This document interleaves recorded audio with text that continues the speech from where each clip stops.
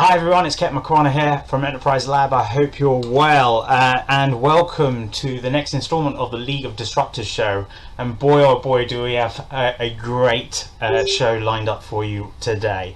On the show live today is Amanda Watts. I'm going to get her to come in and tell you more about who she is and what she does very, very shortly. But just a little bit of a background to Amanda here. A leading authority in marketing and startup here in the UK. She's a best-selling author, a book called Escape, which I'm sure she's going to tell you a lot more about as well very, very soon.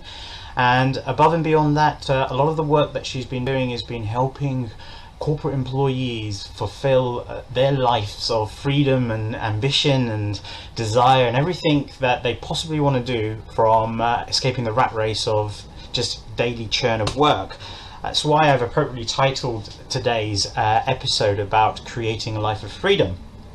Amanda, welcome to the League of Disruptors show. Hello. Hello. Thank you for having me on. It's very exciting. Yeah, how are you doing today? How's your day been? Yeah, my day's been good. We're talking about a life of freedom. The kids had an inset day, so it's been juggling kids and work. So fantastic. Juggling kids and work. I'm sure there's quite a few people that'll be watching this either live or pre-recorded that have that same sort of problem or issue from time to time. Just a quick thing on that. I mean, with the kids having the day off, I mean, when they have their half term and their holidays, I mean, it must be quite a balancing act to put together when you're having to run a business, work, and then handle the kids as well. Is that? Yeah, super blessed. So I set my business up in 2009, and the children were 5 and 8, and when I set up my business I kind of trained them to understand that mummy works. So a lot of the time is, I've got an office now. When I first started my business I didn't have an office, but what we do is the children know that they have to be quiet if I'm on Skype calls. If I'm not on Skype calls, then they're allowed to mill about and do what they want, but what we tend to do is give them a couple of hours of our time and then we work, and they understand that. They understand that that's, if they want Christmas, mummy has to work. Awesome. Yeah. Awesome. So obviously everyone knows now that you are you have children, and so it will be probably appropriate time for you to introduce yourself to everyone. Tell everyone who you are, what you do, and how you got there, I guess. Absolutely. So I am Amanda C. Watts, and thank you for having me on the show. I am what I call a freedompreneur, and this is a term that I coined actually not long ago, about a year and a half ago it was, because it slowly dawned on me that I hadn't created a coaching business or a training business. What I'd done is create a life of freedom for myself. And the reason why I did that was because of the babies, because of the children. When I started my business, I was a single mum. I was on housing benefit. I'd come out of a horrible relationship, and I had to make money. And I had two options. I could either go and get a job, go back to the corporate world and work from 7 in the morning till 11 at night, or I could go and get a part-time job and earn no money and be stuck on minimum wage, or I could find a way where I could weave my children into something that I really enjoy as well, and actually try and create a future rather than just exist day to day, which is what so many people do. So set up business, gave it a go, struggled horrendously, got help, started to have some success, and realized that actually, unlike most people, I had a really good life. I had a really good life of freedom. And then I realized that that's what I wanted to teach other people to do as well. Amazing. It's interesting because I mean, I have an ex-corporate background myself, and it wasn't, I mean, obviously you left work or corporate life to have your children and stuff, and then you have that kind of decision base of, what do I do? Do I return back to work? Just as you said, I was more of a victim of the economic crisis in 2008, 2009, and it's my kind of back against the wall type of decision. Do I try and find another job, or do I try and create one? It's interesting how you start to build these options that you have. Oh, I go back to do the 7 to 11, or do I try and do a minimum wage and balance and act with the family? And then all of a sudden this option appears that, do I try and create my own business and work and live on my own terms. This is something that people often don't. They may think about it, or it may come up in their heads, but they don't really dwell on it, because I guess they think, oh, I could never do that, or that's not right for me. What, could you give me a little bit more background on how you felt when you were thinking about that, and what was it doing to you, in the sense of the more you start to think about potentially starting your own business, what was going on there? Were you kind of anxious, excited? What was going on? I think for myself, I am super lucky that I have quite a lot of self-belief, and that comes from where I've been brought up and the way my family has always believed in me. I had a horrible time at school. I had a horrible childhood, terribly picked on at school. But what made me, by the time I came out of school, I was super resilient. So there were two key things, self-belief and resilience, that if you've got those, setting up a business is kind of, well, I'll give it a go and see what happens. Because actually, worst case scenario is you go back to that job, or you go back to the minimum wage if you are trying to juggle around children, which so many of us mums have to do, and dads as well. They can't go back to the stress of life beforehand. I think I was very lucky, but I've been knocked many times, and if I didn't have that self-belief and that resilience, I would have gone running back to a day job. But kind of when you have no option, you just go for it. And a lot of my clients come to me when they've been made redundant because they have no option. So they're in their late 40s, early 50s, they've been made redundant, and they're like, I can't go and get a job again. And it's like, well, that's really good, because now you can start a business and it's going to be much better anyway. Who wants a job? No, absolutely. Why don't we just create our own jobs? I think, I think I want to touch base a little bit about this kind of I can't go back. Or sometimes I think it's I won't go back either. I think the way in which entrepreneurship and owning your own business has been broadcasted over the last sort of 5 or 6 years, there's been a major turn in the amount of people trying to start up their own businesses and stuff. It's almost like it's super cool to have a business, and I often kind of get concerned with the fact that people are only seeing the tip of the iceberg in that respect. And the other side to this is the motivations behind it. Like you said, you have a lot of people that will come to you when they've got into a situation whereby they've lost their jobs, or they're going to be made redundant, and they're kind of trying to look forward. Potentially you've got some that are in their mid-50s potentially and saying, right, I want to now leave corporate life. I don't want to just pick up a pension. I want to maybe create a lifestyle business or something as such.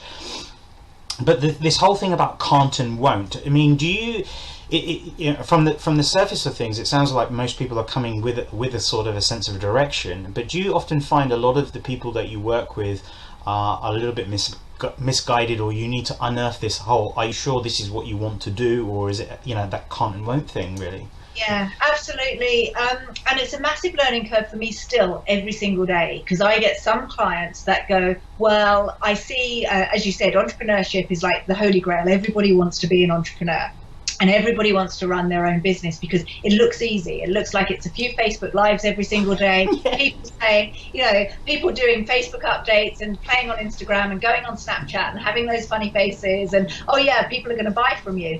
That actually is not the real life of an entrepreneur. That's what we see, but the background of the successful people is it's a lot of hard work, it's a lot of failures, it's failing many, many, many times. And I've taken on clients myself that have gone, oh, I want what you're offering, and I go, yes, okay, and then they don't take action, and they don't actually do it with systems and methods, and they don't put together all, and it's like sales funnels, they don't put those together, and they don't get their head around that, and then what happens is they're back in that day job, or they're like, oh, I can't do it, or I'm struggling to earn £1,000 a month, and it makes me so sad. And you have to have the right personality, because being an entrepreneur like we are, and like many of our friends and our peers out there, actually we're no different from the very successful entrepreneurs like Richard Branson. We still have to have those same traits. Yes. And if we don't have them, I'm not saying that we are him, but what I'm saying is we have to have those traits to have the success. And if you don't have them, you're not going to have the success.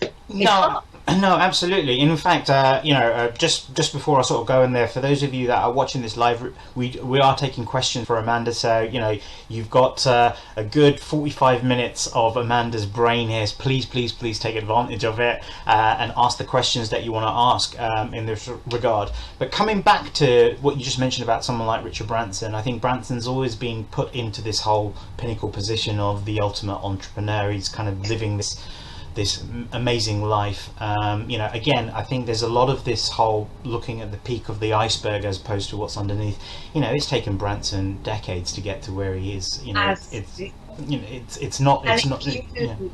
you read his book, many times he has either sold because he's on the verge of bankruptcy, he's lost his loves, his life has been horrendous, he's been living with nothing, he's had to ask favors of people, and he's just failure after failure after failure. And he looks successful. But the other thing that I'd like to highlight is that we're doing this, and this is what we love doing, but only 5%, people talk about setting up a business around passion, only 5% of what we do is based on our passion. The rest is just running a business. Oh, I love that because one of the things that I talk a lot about with my clients when I give keynotes and stuff is I say passion's not enough these days with business. Passion's the kind of thing that gets you up in the morning or gets you to work or gets you to the computer or whatever it is that at that moment in time. I'm kind of a believer that you need to have a sense of anger for the industry that you're working within. And what I mean by that is I kind of use the whole metaphor of those that go into the gym to try and sculpt their bodies. There is repetition in there in what they're doing, but at some point they use things like creatine to force aggression, and that aggression allows them to push and drive a lot harder. So actually knowing that only 5% of its passion, and I suppose 95%, the remaining 95% is based on drive and ability and comprehension, competency, all these kind of things. I just want to come back a little bit to when you're mentioning about what makes you really sad when people are kind of struggling to make that £1,000 a month and stuff like this. This whole expectation of starting up a business and being able to go in and all of a sudden there's a ready-made queue of customers waiting to buy you. It's almost, oh my God, Amanda, I was just waiting for you to turn up. And it is this whole facade that we do have, especially with the fact that we've got things like social media, which is so active now. Our TVs are becoming the radio of communication today, and media, and our smartphones are becoming more our new TVs. I think it's really important that we do try and address the kind of the underbelly of those icebergs that we're talking about. And whilst I don't really want to take this time up to really go through what pain and failure is all about, I think I think with what you do and the way you do things in terms of creating a life of freedom, you must be taking your clients through this whole pain process for their realization. So would it be okay for you to share a little bit more about how the world of freedompreneur actually works, so some of our audiences can get an experience? Absolutely. So I do not promote a 4-hour work week or a laptop lifestyle. That doesn't come in to what I mean by freedompreneur. And I'm not just someone who promotes if you've got children, start a business. It's not about that. It's about freedom is whatever it means to you. So for us as a family, it means that we don't start work until the kids go to school. They leave school at 14 minutes past 8 and we're in the office at 15 minutes past 8. Okay, so freedom for us is they finish school at 3:30. So at 20 to 4, we stop work till 7 o'clock till they go to bed, and then we start work again. Wow. Okay, so it's not about, oh, we only work 2 or 3 hours a week. What it is about is that we work around our passions, our loves, and everything that we want to have in a business. So we take August off, we take a lot of December off because we spend it with the children, but the rest of the time we work like buggery, like fury. We really do. Absolutely. It's to have a life of freedom is hard work. What I do try and get my clients to do is to weave in their passions. So one of my clients, Barry, he's a leadership coach and he loves his boat. So we're weaving in how he can use his boat in his leadership training. For example, he loves to go sailing. So that's where freedom comes in for him to be able to do that. It's about, what do you love? How can you weave it into your business? Because you have to work bloody hard to have success.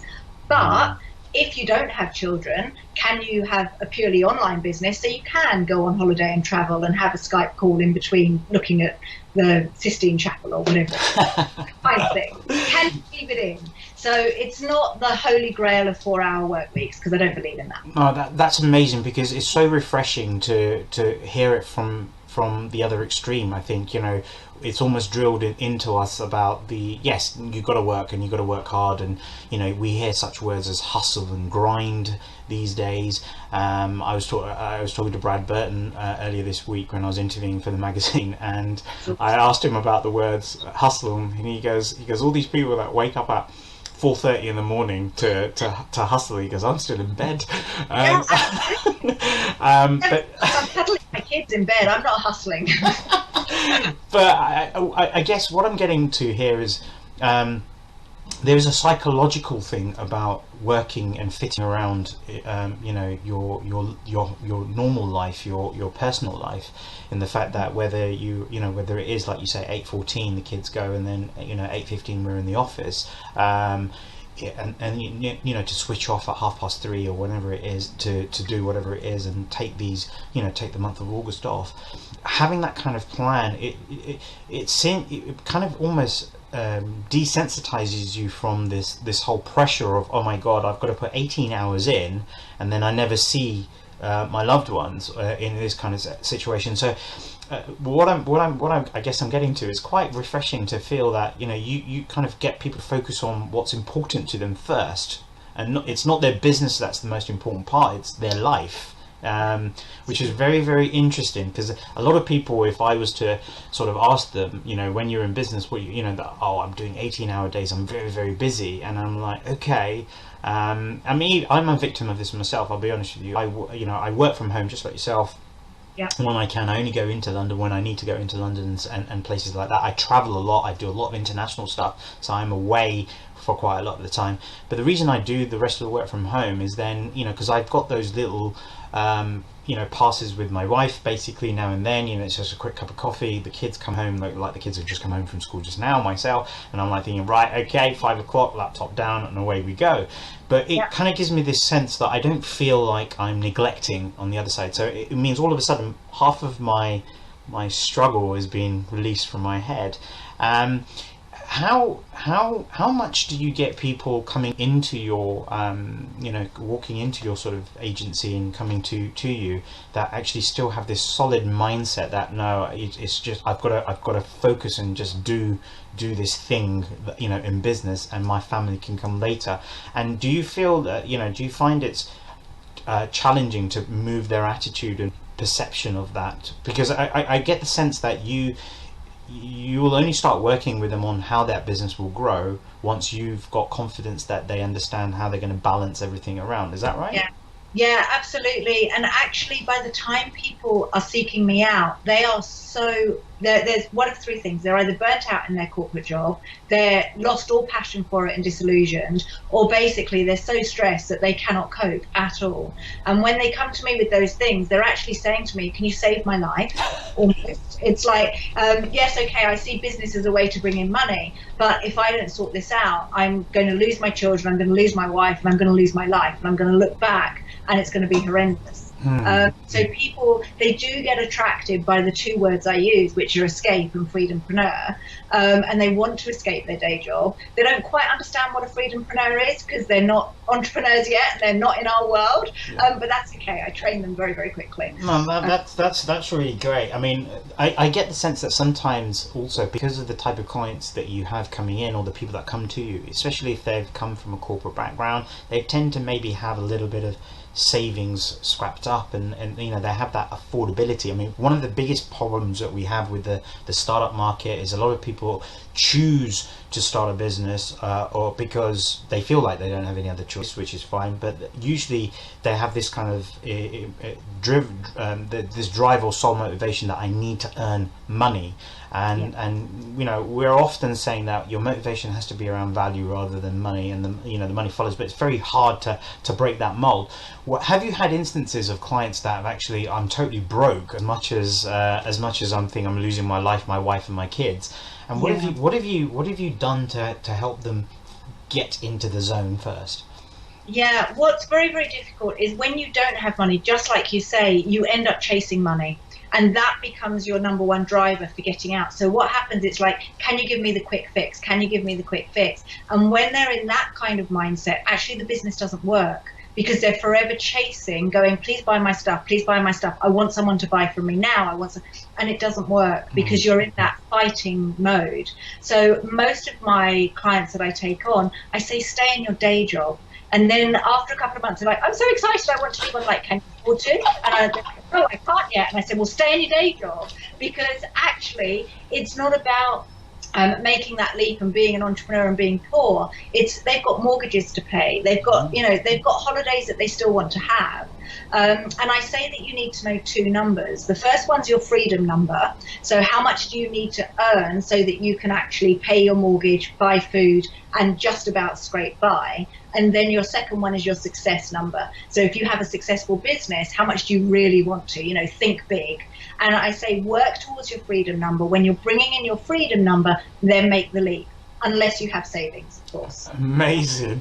That's it's just so simple, and when you say it like that, and I think more people should really look into this. I mean, I just want to. I'm going to come to your book in a second, but just before I go there, I want to talk to you a little bit about how your sort of opinion and your attitude towards the way in which people, especially when they are wanting to start up a business or they have started a business, have this tendency to look at their next door neighbor's business and kind of almost be like, oh well, they've got all the things going on, they have all of this going on, so I've got to copy what they do, because obviously, and just to add to this, because I'm just that kind of guy that asks 6 questions at the same time.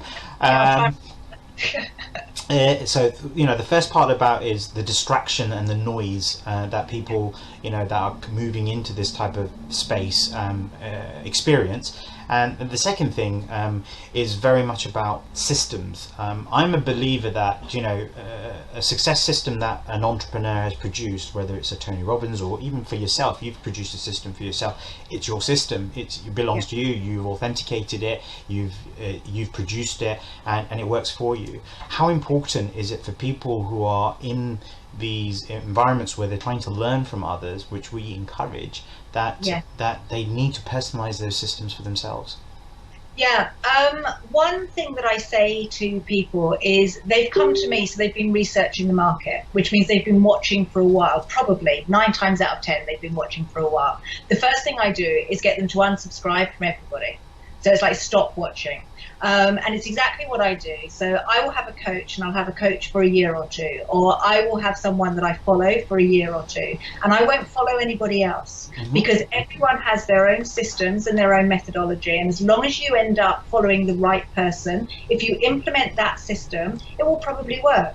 But if you take a little bit of one person, a little bit of another, and you think, right, I'm going to do webinars, but I'm going to do Facebook Lives, and I think I'm going to do a little bit of this, and I'm going to have events, and I'm going to do this. They don't see what goes on in the background. And it's the stuff that goes on in the background that actually is the magic that makes your business work. And the other thing as well is people look successful on Facebook, but I've looked at it and I know that they're not successful. They're just really good at having a strong brand. And what we need to do is make sure that people aren't following the wrong people as well.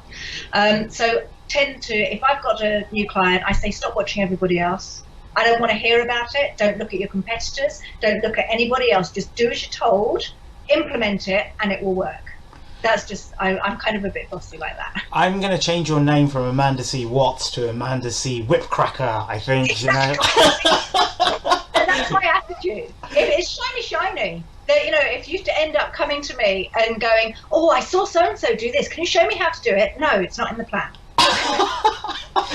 Amazing. So guys, listen, we're live with Amanda C. Watts, aka Amanda C. Whipcracker, aka Freedompreneur Extraordinaire, the woman that'll tell you that you got to switch all your noise out, just listen to what she says, you know, and you can actually create the freedom that you desire. Any questions that you have for Amanda, please get them into us. We've got a couple of people that are saying hey and what's up and stuff. Carmen, it's great to see you online. Anthony from the US. We've got another Anthony from France. That's great. Beiju's online. Good to see you. Lisa, Bav, nice to see you online. James Porritt, great to see you as well. David Roberts, hey, just saw this on Facebook. Thought I'd give it a watch. That's what you do. That's what you do. Listening to the expertise here. And Anna, it's nice to see you. Please get your questions in. We're going to be online for another sort of 25 minutes or so. So Amanda, yes. the book. Before we go into what the book's about, I want you to first give us the experience of putting this book together, because I think all of it, you know, this over the last 2 or 3 years as well, I've seen this sudden push that everyone needs to become an author. What you know, how long did it take you to put this book together, and what did it take to put this book together? Okay, so 2012 I specialized in helping restaurateurs get bums on seats, basically. So I wrote a book for restaurateurs. I didn't have a name for it, but it was very similar. The methodology was very, very similar to the one that I use now. But I wrote nearly 50,000 words and never published it. So I've still got it in a manual here. And I never published it. And I did that. I went on Daniel Priestley's Key Person of Influence program, which is where I met a great network of people. And in this program, he says, write a book. So I wrote a book, and it didn't really sit very well with me. And then I wrote another one about a year later when I changed my niche. And again, you fail. So I hated working with the restaurateurs. I didn't enjoy it. They had no money. They would come to you when literally their business was going under, and it's very difficult when a business is going under to work with them. So then I wrote another book. And again, it was when I was going through a little bit of a spirituality stage, so I was exploring that side of me, and it was a little bit, I call it woo-woo in the most, you know, respectful way, and again, it wasn't quite authentic to me. So what I was doing over the past couple of years is I wrote books, but they weren't right, but I was getting my methodology honed, and I was learning a lot from it. And then I just woke up one day and said, right, I'm ready to write my book, and I literally wrote it in a matter of weeks. Because I'd played around so much before that when it was right, I woke up and went, aha, got it, done. And it went literally from October, and then it was all sorted. By Christmas, it was with the publishers, front cover done and sorted. So when it's right, it's right. Well, yeah, because I remember you posted some videos during that kind of run up to the book, and I can recall quite distinctly you had a video when there was a box that had appeared and you were cutting the box open and everything. What was I know it's exciting. It says, do you know when the book got published, and you know you got a stack of them on, you know, in a box waiting to be opened. Apart from the feeling of excitement, what else were you feeling? Let me qualify what we mean by excitement as well. Is excitement because my hard work was given to me and put in my hand, but also the anticipation of what the future held. Because when you write a book, you are sold the holy grail that it is the way to have success. So, of course, as you're opening it, you're like, this is my future. You know, I'm going to share everything with people. It's going to change their lives, but it's also going to change mine. Okay, let's just be clear about that. We don't just write books for everybody. We write books because we want to be an author and we want to be seen as the authority, which is a big thing. That I'm a big believer in. And so it was the anticipation and the excitement about what my future holds. But also, my grandfather was an editor for the Daily Sketch, and he used to edit a lot of books. And he's been a big driver in my life for success. He passed away when I was 15, but I always wanted to do something that made him proud.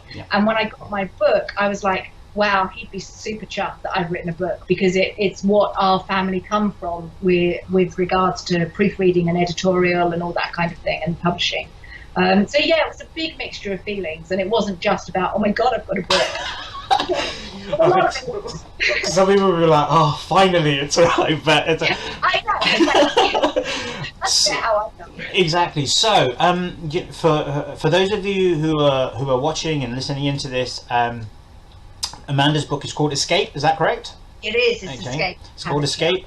And so tell us some juicy bits about your book. Okay. Well, it's split into 6 parts. Mm-hmm. The first one is about mindset. So as our conversation started, actually, the first thing you naturally spoke to me about, which new entrepreneurs don't realize, startup businesses, whatever you want to call yourself, self-employed, they don't realize that you have to get the mindset right. And I am a big believer in working hard. Some people call it hustle. Some people just call it, project hustle, whatever it is that you want to be. I believe that if you're focused, that's working hard. Yeah. Okay. It's having the right mindset. It's having the ability to have a growth mindset. So I don't know everything. So the moment I don't know the answer to something, rather than feel crappy about it, I go, how can I learn about it? So I either ask someone, I have a coach, I belong to programs, and I learn like fury. So I have to, in the beginning bit, is these are certain things that you need to know, and these are certain things that you need to do. So you need to have a growth mindset, you need to step outside your bubble, step outside your comfort zone, all that kind of thing. And then it goes into the 5 stages of being super clear on who your market is, knowing how to talk to that market, how to actually turn, instead of charging by the hour and charging, it's going to cost £50 an hour to work with me as a coach or trainer. It's about packaging up your services that are full of value. And then it goes into marketing and positioning yourself as an authority. And then, as you said, remember systems? You were talking about systems and having systems. You have to have systems and methods and measure what you do to have success. It's not a game. So it is literally, it's a manual, a definitive guide, as we say, to take you from making the leap to having a successful business. You have that book itself, it will help you dramatically. And you can definitely read the book before you pay for any coach or do any coaching of any kind, because that knowledge is power, and then you can go into working with someone with your eyes open. Yeah, no, I think that's amazing. I just want to pick up on a few bits there that you pick up. Obviously, we talked about mindset already, and let's move forward into this whole element of what I liked where you said about packaging and talking to the market. Obviously, knowing who your market is very, very clear is going to be important, because at the end of the day, if you're trying to sell roller skates to 90-year-olds, you're going to get it's going to be a very small market that you're going for. But essentially, I sometimes get the impression, and I give a couple of talks on disruptive marketing, and I have this whole theory base that there are 4 sort of principal traits or 4 different customers in that particular order of their attitude, and the behavior will then determine the type of action that you'll take with them. But before we kind of look at attitudes and behaviors of a customer, it's actually understanding the way you engage with that person, because you mentioned the word specifically, talk to the market. When you mean that,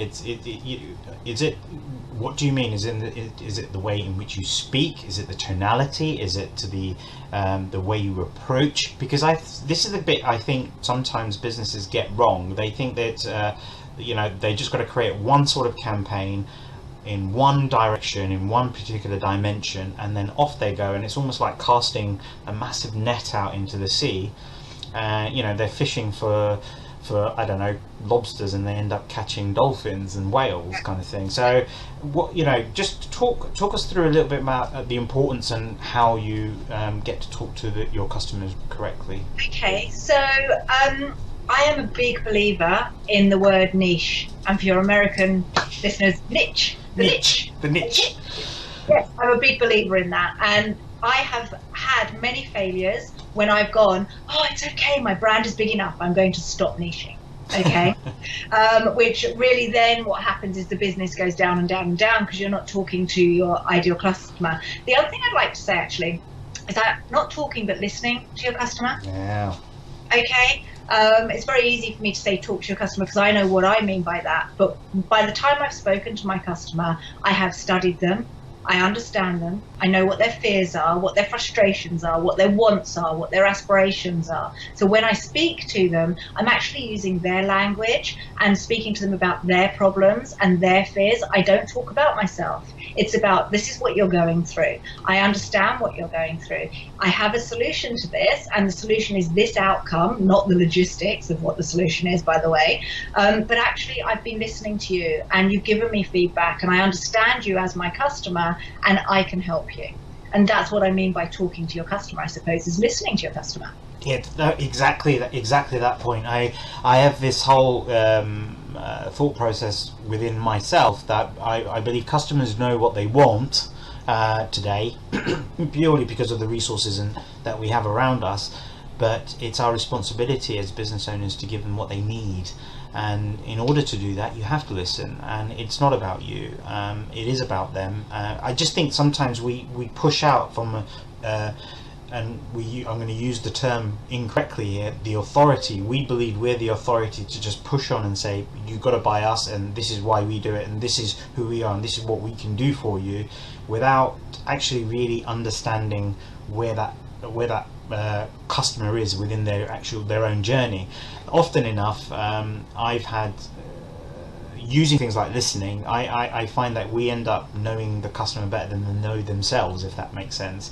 And I think that's what's your sort of take or advice for people out there that feel like they're coming across, but maybe they're not getting their message across effectively, or perhaps they're overpassing the mark and they're overselling themselves. What would you tell to these guys? So I would definitely say, and I've been here, is when you care about your customer, you try and fix them. And when you try and fix them, you actually break them more. So many people are sat on Facebook Lives spouting solutions to who they think are their ideal customers, and what's happening is you're not helping them because you're giving them a teeny tiny amount. They're going away thinking that that's the only thing they need to do, and then they're breaking even more. So I would say that the solution for speaking to your customer and helping people at different stages is to share your expertise, but decide where you are actually wanting to help them. So my ideal client is still in the day job. If they've made the leap, then they're super struggling and haven't done anything right. But my ideal client's still in their day job. So I'm going to talk to people who are, do you want to make the leap?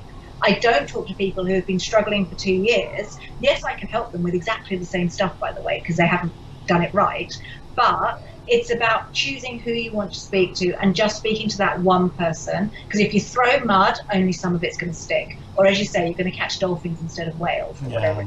Yeah. All those metaphors and stuff. Actually, I always say if you throw mud, then you're going to have dirty hands. That's what I say. Yeah. Dirty hands. Yuck.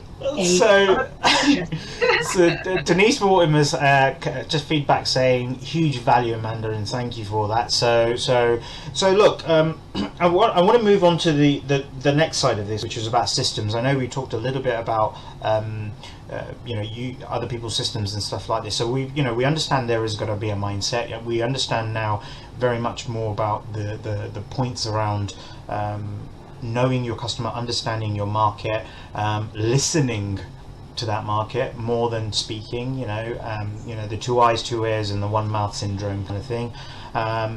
Really addressing this whole, we understand what you want, but I know what you need type of thing. So I wouldn't want to be patronizing or condescending, but it's almost it's the proverbial GP that's prescribing the right medicine type of analogy there that we're talking about.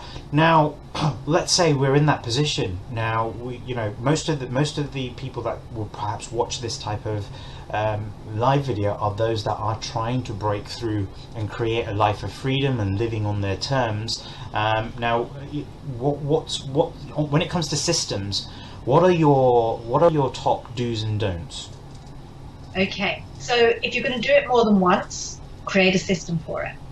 Okay, if you have to do market research regularly, then create a framework on how you're going to do that market research. Don't just wing it. I'm a big believer that if I'm going to send a LinkedIn email and it's going to be a connecting email, it's the same LinkedIn email I send to everyone, and I tweak it slightly depending on their name and what they say in their profile. And by the way, this didn't happen at the beginning. It was only as we grew that we really needed to have the systems.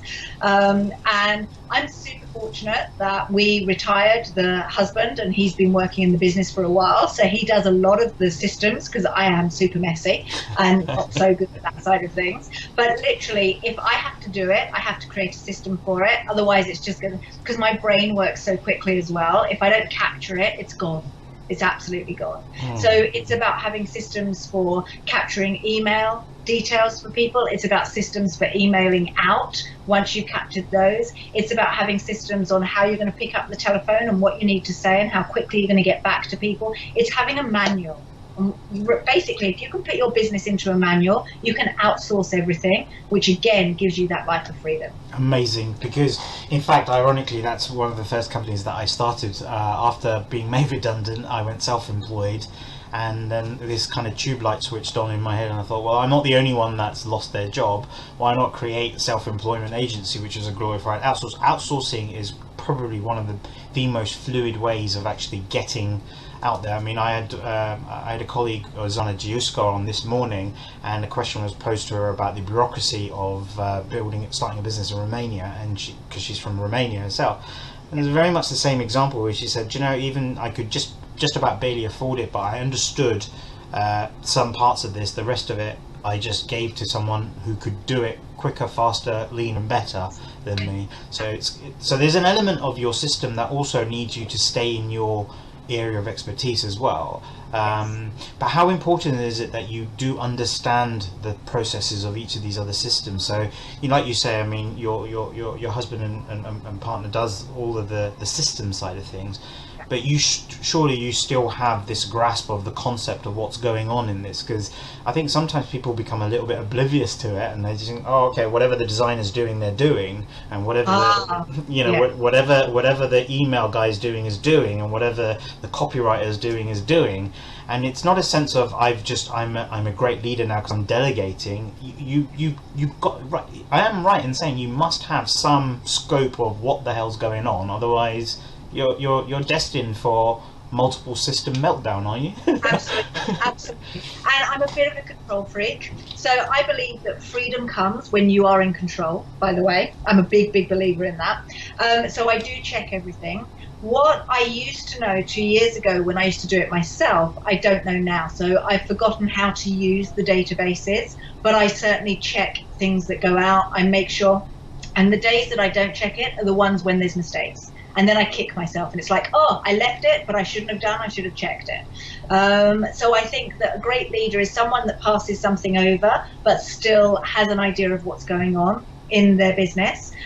When it comes to design, I love design. It's not my expertise, but you will find me wasting time on design. But I have a lovely designer that gets me, and I send it to her, and she delivers it back for me very quickly. But I keep an eye on everything. I think it's interesting you say that, you love design. I think maybe, and whilst you may kind of look at the scheme of things and say, I invest or spend a lot of time in this or waste a lot of time in this, perhaps it's creative output for you. It's something, sometimes we've got to get out of our kind of robot mode or the auto mode that we have of business or this, just to allow a little bit more space for other things to come in that will allow us to maybe do things a little bit more innovatively or differently. Maybe that release is when you can be more creative. I mean, I get this picture of you making cakes and designing them with glitter and stuff like this. Yeah, that's not me. It's away. Okay, well, someone else can bake the cake, but I want to design it. I want to color it in, kind of thing. It's that, these kind of outlets, and the reason I raise that is that it's one of the things about the balance that you were talking about in terms of your life with your work, but I think there's also going to be these outlet balances that you've got to have. You just can't be grinding on the same thing all the time, because the monogamy of it will just become boring. So I'm kind of moving from systems more into sort of time management here. How just in the world of Amanda C. Watts and your business, how much do you flit in and out of different roles and different activities in any one particular day? Do you have like allotted times, or do you just move with it as it goes? If I muck up and I go into different things, it's such a wasted day. So what I do is, for example, if I need to record a video, I do that before 10 o'clock in the morning so that it's done. So I wake up, kids go to school, then it's like, right, I have a cup of tea. Sometimes Matthew and I, what we do is we walk to the local Waitrose, go and get a cup of tea and walk back, so get fresh air to start the day. It's lovely, the joys of being an entrepreneur. Come back, I will record the video. I have allotted days for coaching calls. So I have coaching calls on Tuesdays and on Thursdays. On a Wednesday, I tend not to have anything, and on a Friday, I tend not to have anything. So it's very easy for us on Friday because it's completely free. And that's free for me to create marketing, do things like this, or have a day off if I want to. But it is very allotted. And if I have a day of coaching calls, then don't expect me to answer emails because I'm... And I love that. You see, the reason I bring that to you is I think sometimes we become victims of our own sort of spinning plate syndromes. That I've got to spin the marketing plate, spin the creative plate, spin this plate. Whereas what you're actually suggesting here is that having that structure within your week means that the things that you're going to get done, prioritize them. And I love the way that when you have your coaching calls, because it is your customer, it's your your coachee or your client who's it's their world at that moment in time. The fact that you don't respond to emails and stuff like that just means that you're straight in the zone for this. So I guess the point, the things that I wanted to get out from that is very much that people who are out there feeling like they are busy, because a lot of time when asked the question, how are you doing, it's you're busy. Yeah, you're busy doing what? Going in and out of different things, exactly. Right? That's right, exactly. And I think that's very clear. Like this morning I did a post about Black Friday, and it was completely the opposite to what many people did. And it wasn't actually agreeing with Black Friday for us coaches and consultants. I think it's very wrong. And because I did that and I knew it was slightly controversial, I actually wasted an hour of my day because I kept checking Facebook to see what people were saying. And I think that this is what so many new entrepreneurs do, is they get really excited because I do tell people, create content, it's really important, but then you're addicted to what people are going to say and how many likes it has and what people do. So you have to be really super strict around that as well. And sometimes when I do something, I go off the strictness because I want to see what people are saying. But, we're only human. Well, that only just goes back to the point that you made, that freedom only comes from control. So if you can control that term, if it's by your standard, if it's okay to let go, then it's okay to let go. I think this is the point the part that I think sometimes would be, should be, and could be entrepreneurs kind of often miss. When we say live life on your terms, do the things that you want to do. Again, I know other entrepreneurs who they only work when they feel they're on fire. So in the fact that when they feel they're the most productive, that's when they do the work. So even if they're doing an 18-hour marathon of work, they're doing it when they're the most productive. The part where they feel they're unproductive, or they're distracted, or they're not feeling the energy, they go off and watch a movie or go to the cinema, or like you do. There's quite a lot of you guys getting out for walks and stuff like that. Everyone I've interviewed goes out for walks. I think I need to go out for walks, actually. I actually really agree with that. What's the point in sitting in front of your desk? We're not in the corporate world. We don't have to be here. And what's the point in not doing your best work? I love that. I don't know other people that do that. That's great that you've had conversations with people, because that isn't hustling.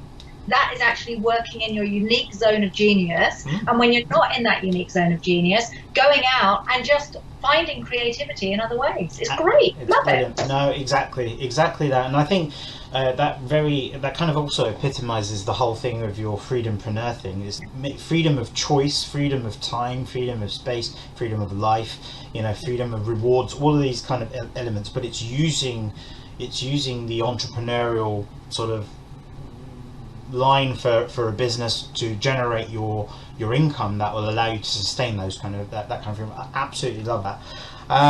My God, we're almost out of time. We're running about like 9 minutes left. Guys, I know Steve Clark's watching. Steve, how you doing? It's good to see you finally on one of my Facebook lives. Paresh Davadra, for those of you who don't know him, CEO of Rational FX. His business partner is actually the deputy mayor, so it's great to have you on as well. I want to get to that last part from your book, which is measures. I think this one's a really important one, and that's why I'm so pleased that we've kind of left this almost to the last end of this this call. Measures. Why is it so important that we have measures? How do we build these kind of measures, and what are we looking at when we're measuring? Three questions which I find most people don't really know how to answer. So over to you. Okay, so an example. The past week we've spent £300 on Facebook advertising. Okay, it hasn't worked. So that whole week what we've done is we've been measuring it and tweaking it and trying to work out what is working and where it's failing. So what's happening is we've measured that people are clicking through to the lead page, but the lead page isn't working. So that's what needs tweaking. And it's literally about analysing every teeny tiny action that you do with your marketing and seeing if it's giving you a return on your investment. So us doing these Facebook, so you're doing all of these lovely Facebook lives and interviewing people. Yes. What I need to see is I'm going to measure the success and whether any business comes off the back of it. So I did an interview with Michael Serwer, and I know that interview was so good that it solidifies interest. So when we have a prospect, I send that through, they watch it, and it's work. So I've measured that was definitely a worthwhile investment in my time. So everything that you do, people are doing Facebook lives every day. Are they measuring? Is it getting them any business? Do they know where their business is coming from? You know, that's what you have to do. I know how much a lead costs me. And if I don't know how much that lead costs me, I'm not happy with myself. Control freak, that's what I've said. Well, no, I think it's very important. In terms of the measurement tools, I mean, I know that this is kind of a corporate measure, because we used to do a lot of that, having KPIs and then performance indicators and then understanding the process. But when you are if you are in a business that's very young and emerging, or if it's so important that you understand the cost acquisition of your customer. It takes, how long does it take? What is it taking investment?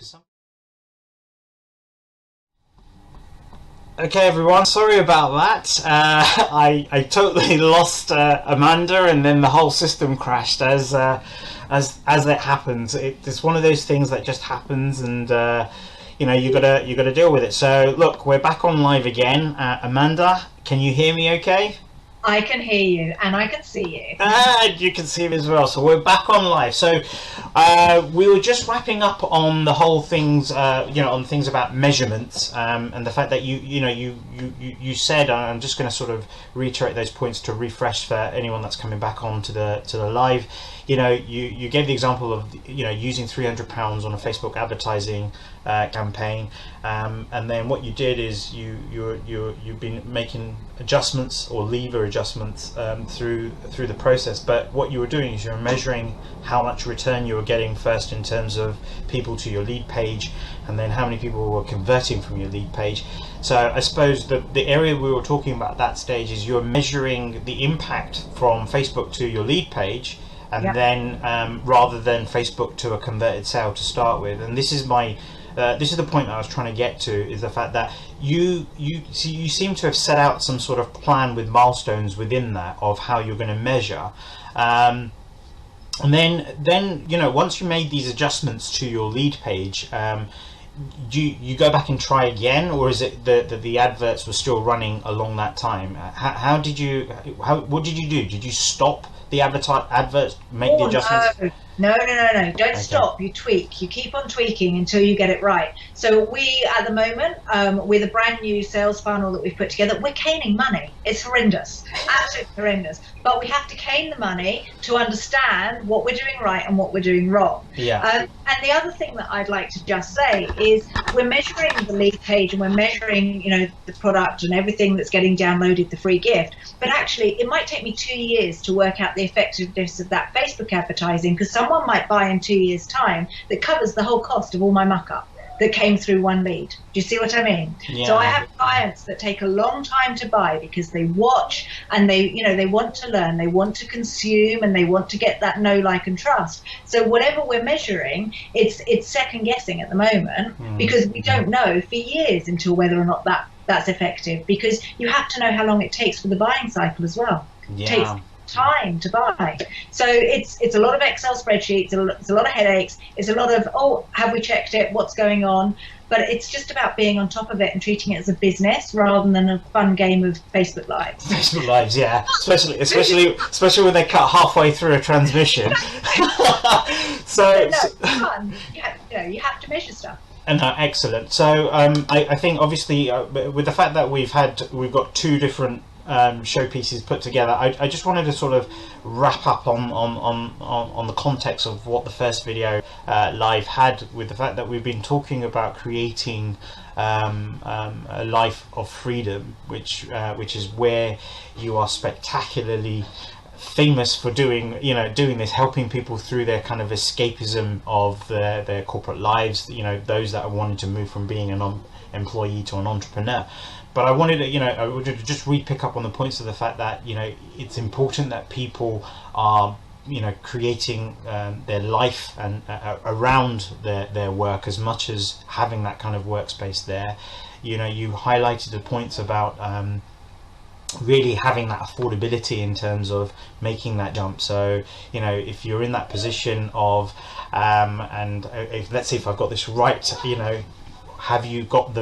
can you afford the freedom, and then can you afford the success in that sort of order first? Work your way up so then you can afford the freedom to go off and do these things, and then accelerate up towards the areas of success, which is fantastic. Then you've got the mindsets, the marketing, and in terms of your behavior and the way in which you engage and talk and speak to your customers. And speaking to your customers has very much come from listening. Did you want to add something to that? No, yeah, perfect, excellent.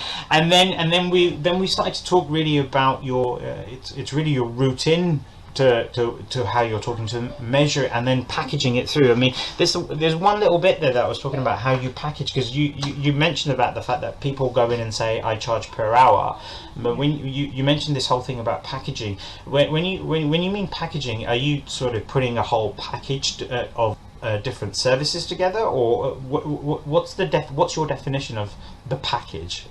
Okay, so a definition of a package is where you actually sell an outcome rather than a number of coaching sessions, or I'm going to build you a website and it's going to get this, this and this, and this is the cost of it, and you buy it as a whole, rather than I'm going to start and it'll be between $2,000 and $3,000 and it depends how many hours it takes me. It's about packaging up the value that you provide and selling that value and the solution rather than the number of hours you're working to help that person get from pain to solution. Brilliant, absolutely fantastically brilliant. So let's get this wrapped up. Let's go, because I'm sure you've got your family waiting for you now as well. Remember, this is the whole work-life balance and everything from the freedom side of things. The book, where can everyone get the book from? The book's on Amazon. On Amazon. It is a bestseller. It became a bestseller a couple of weeks ago. So thank you to everybody supporting me. I am so very, very pleased with that. Yeah. So yeah, you can get it on Amazon. If they would like a free copy in PDF form, they can go to the website and they can download a free copy. Okay, where's the which website is this? And we'll be posting this up as well. Yeah, it's Freedompreneur. That really easy word to spell. Freedompreneur businessacademy.com. businessacademy.com. So we're putting that through. Now, Amanda, if anyone wants to actually work with you directly, they've got the flavour of this obviously from the first video connected to the second video, but if they feel like, yeah, I'm stuck in a rut, I don't feel like I've got that freedom piece that's happening for me, even if they're in business and not sort of employed in this respect, are you running workshops or programs, or how do they connect with you? Is that through the Freedompreneur Business Academy as well? Do we just go in and... Yeah, on the website, the information on the website is actually download my free book, join a webinar, look at my videos, all that kind of thing. You will not find any information about my programs on there. It's there to show you that this is what you can do, and you can make the leap. I do have a program which is 90 Days to Freedom, which is enabling you to get your freedom number, basically. That's the aim of it. But the best way to find out about that is to watch one of my webinars and find out more about it. I run through what goes on in the program in that. Amazing. Yeah, there's loads of info on my website. Please go and consume it and really get the feel and see whether or not you're cut out for it. There's a test on there to see whether or not you're even ready to make the leap. I love it. Absolutely love that. So guys, we're going to get you to take the test. Take Amanda's test. You've got to go and watch these webinars. Definitely get on Amazon. I'm going to be getting on Amazon this weekend and getting that book because I really want to read this book now on Escape itself. Listen, Amanda, it's been an absolute pleasure having you on. I have to apologise for the little technical hitches. I think we're going to have you on again one time when I've got a much more stable line that goes on. There's so much I think we could go on and talk about from here. I really appreciate the expertise that you've and the tips that you've shared with people today as well, and the very best with everything else that you're doing, and have a great weekend.